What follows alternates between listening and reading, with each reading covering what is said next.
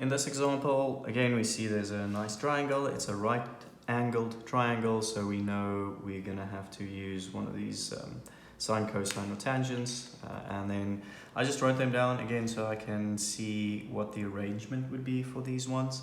So let's start with the first one. Well, first we have to name our triangle. So this would be my opposite side. That would be my hypotenuse, and this would be my adjacent side. Okay. So for AB, I'm looking for one of these triangles. What I do have is I have an angle, I have opposite, and I'm looking for the hypotenuse. So I have to just check here. So an angle I have, opposite, yes I have that, and hypotenuse, yes I'm looking for it. So I can rearrange this formula to say hypotenuse is opposite over the sine of whatever that is. You don't have to write this step, but this step, the next step is the one that you need to put in. So for hypotenuse, we know that's AB. And the opposite side, that would be 12. And then the sine of 42.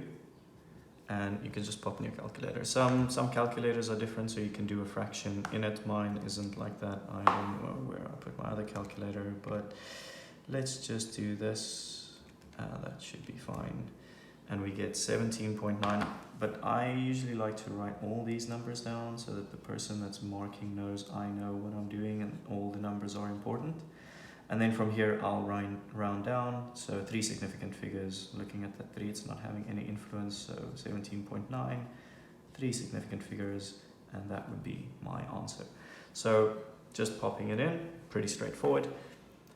Let's say we wanted AC. Now in this case AC is the adjacent, and so they give me opposite and adjacent, so I don't have anything to do with the hypotenuse side.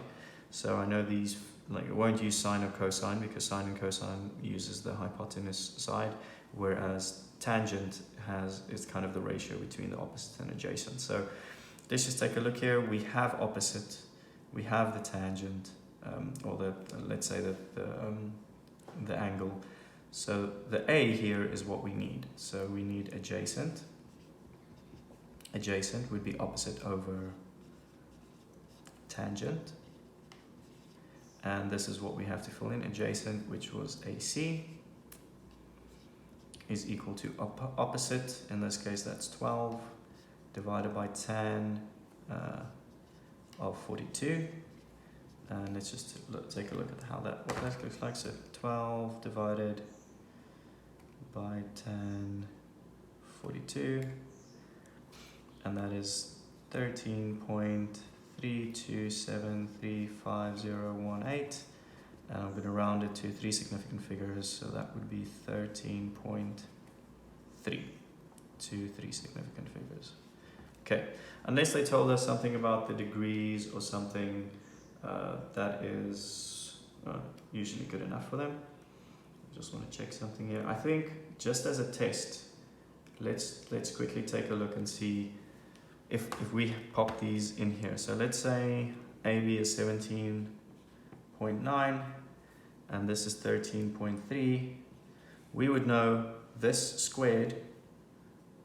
I'm just going to write it. Let's just test it with Pythagoras to see if we did. Obviously you don't have to test it. Just like, you know, we're here, so why don't we just test it? I'm just going to do a little block here for our test. So I know that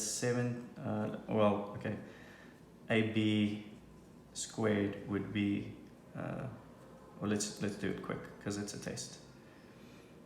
I know the square root of 17.9.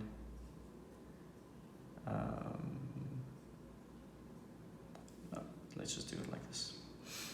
It's just 12 squared plus 13 squared, and this would be 144 plus, I don't know what, so it's not 13.3, yeah, so let's just do 13.3 squared.